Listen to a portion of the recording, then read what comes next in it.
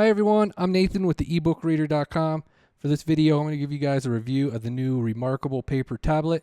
So this is a new e-ink device from a Norwegian startup company. It's got a 10.3-inch e-ink screen with 226 ppi. It's got a power button on top, and it's got sort of this aluminum panel on the back with these raised rubber strips to keep it from like sliding around on the table. It doesn't have a memory card slot. It has 8 gigabytes internal storage space. It's got the USB port on the bottom here, and then it's got these page buttons on each side, and then the home button in the center. So this is how you turn the pages with the device. You got these 2 physical page buttons. Currently, it does not have the page turns with the fingers. It just has them with the buttons here. So I'm going to go ahead and talk about the features of this device. It's got a lot of cool features when it comes to like note taking and using the stylus. So it comes with this included stylus pen. They call it a marker. And it has a very good responsive time. It doesn't have like hardly any noticeable delay whatsoever.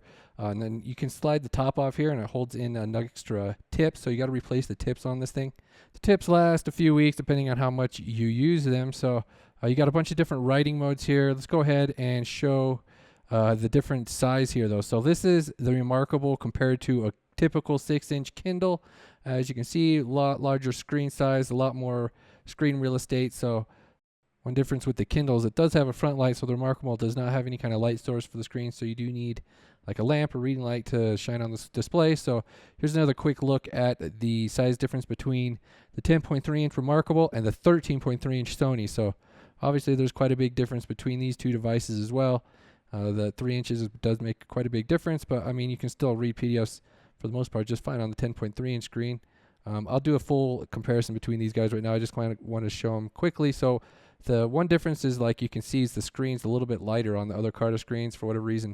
It's a little bit grayer and darker on the ReMarkable. So let's talk about some of your organizing. If you tap here, you can set your different sorting options. If you tap here, you got the different list view. So with your home screen. So and then if you like hold the files, you can move them around. You can delete them. You can rename them. So if you wanted to, you could actually just take a couple of these files, let's unselect that, and then we could move them into the folder, and that's how you can move files on your device. You can create new folders. You can create folders within folders, so there's some good organizing options there. So you got the different layouts here on the home screen for your files and documents, and like I said with the folders, you can have folders within folders, so that definitely helps with your organization aspects of the device. So you can rename them whatever you want, and so you can create notes.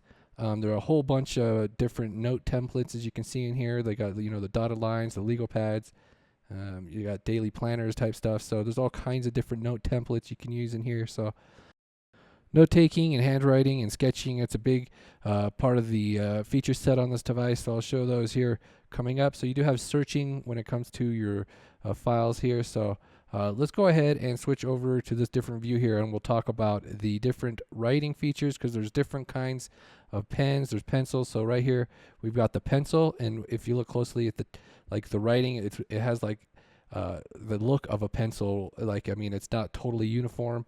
It's got like the pencil type of a stroke, and you've got these different sizes that you can use here. So there's a whole bunch of different writing features with this device. You've got the pen, you've got the pencil, you've got 3 different types of pens. You got like a ballpoint, a liner, and a marker.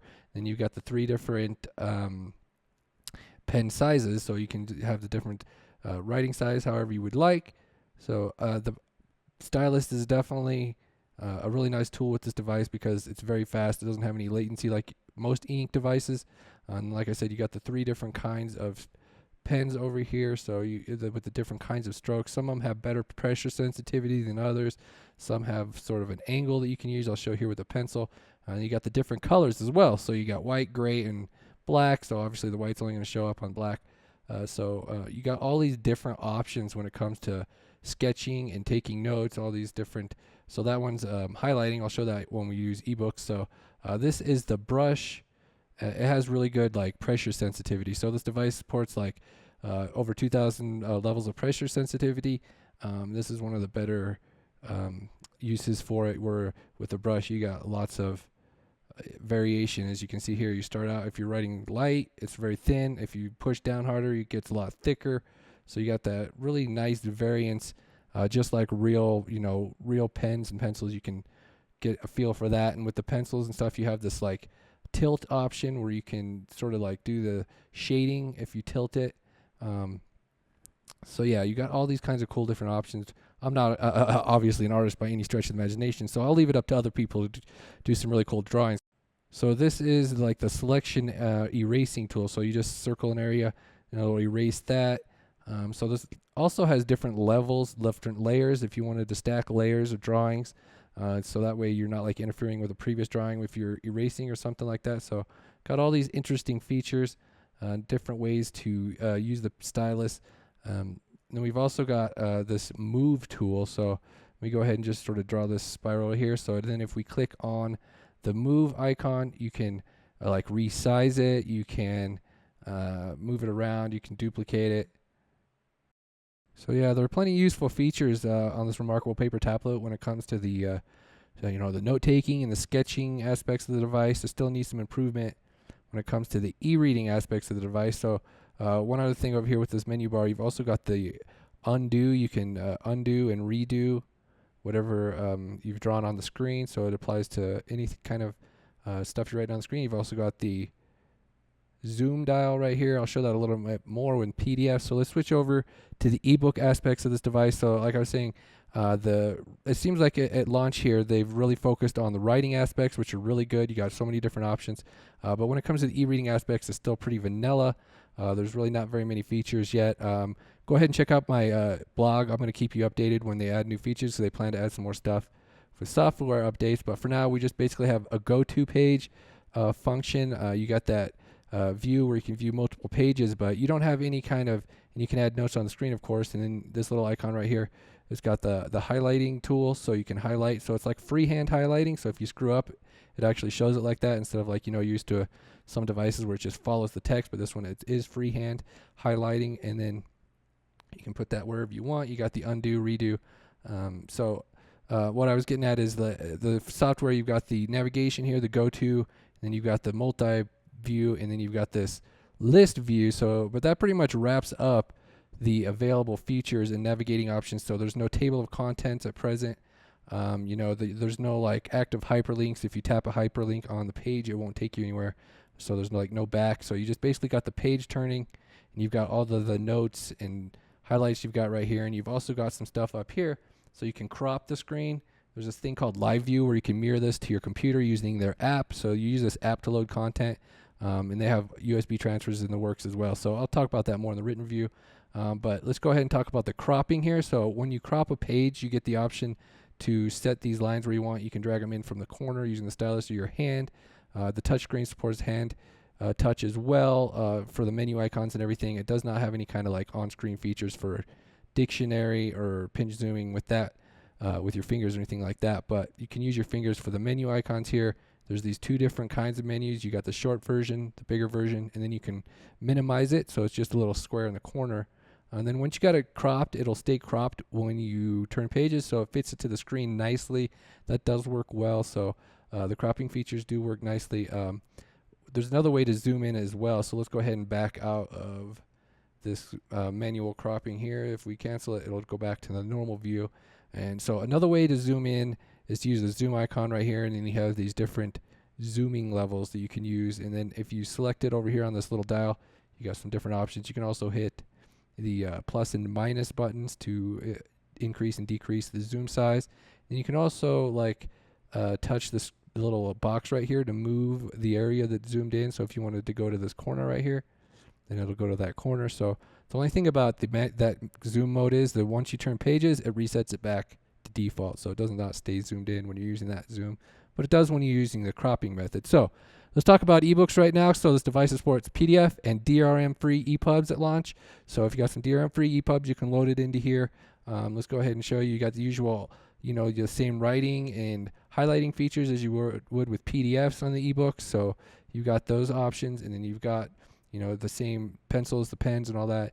But you've got some different options up here in the settings. So obviously you don't have the cropping when it comes to EPUBs and stuff like that, but we've got the text adjustment settings menu here. So you got some different line spacing, margins, and font options. So there's obviously not a whole ton of choices here, but there is some different choices. And then we've got 6 different font sizes, 6 different font types that you can choose from here to get a different layout. So one thing to note is this device has very good touchscreen responsiveness. I don't have any problems of some e-ink devices you have to touch multiple times. For the most part, I rarely have to do that on this device. It does have good touchscreen if you're using a stylus and if you're using your fingers, so you can use your fingers in these menu items as well, like I said earlier. So we've got the different font size. Here's a look at like the largest font size. So currently there isn't any kind of like landscape mode or anything like that. There's no dictionary. So like I said, it's just a very basic e-reading setup right now. They say they're going to be adding some more e-reading features in time, so it'll be interesting to see like 6 months from now exactly what we've got on the ReMarkable as far as the reading aspects, because right now the writing aspects are really good, but the e-reading aspects are obviously it's a lot different than what you're going to get on a Kindle or something. It has a ton of different settings, different features with the translations and the dictionaries and table of contents and all that. So it's definitely some area for improvement in the e-reading app, but they've got a good solid foundation to build on, and it does work well for its intended purpose. So one thing that will kind of bog down this device, it has a single core processor, 1 gigahertz processor, which is pretty standard for ink, is if you have like a large PDF, this is a 90 megabyte PDF, and the PDF itself actually responds pretty quickly, but if you're loading that thumbnail view, sometimes it just bogs down. It doesn't really load the thumbnails. It'll load like a couple of them and then doesn't really load anymore. And then also if you're like turning pages really fast, sometimes you'll get this loading icon, and it'll take it a few seconds to load. But for the most part, I mean, once you're just using it like regular page speed, it works quite well. So the ebook functions definitely need some more features, but the writing functions are very good. As you can see, there's like virtually no lag at all. And then you've got the moving text options, and you've got those features so you can actually move the text around the screen if you wanted to, or like if you had drawings or something, you can move stuff around, resize it. So you've got a lot of features as far as the stylus integration goes with the note-taking and the handwriting features, but we need some more features in the ebook department, and then it will be a pretty cool device. So they also offer this folio sleeve to store the ReMarkable in. It just slides right in there. If I can get it, I'll turn it off first. And then it fits rather snugly. It's not going to fall out or anything. It's just this sort of a sleeve type device to stick it in, and then it's also got this little ear on it to stick to hold the stylus. You can slide the stylus in there. Both fit nice and snug, so they're not going to fall out. So I'm going to go ahead and wrap up this video. Check out the ebookreader.com for more details and updates with the new software. Thank you guys for watching. Bye.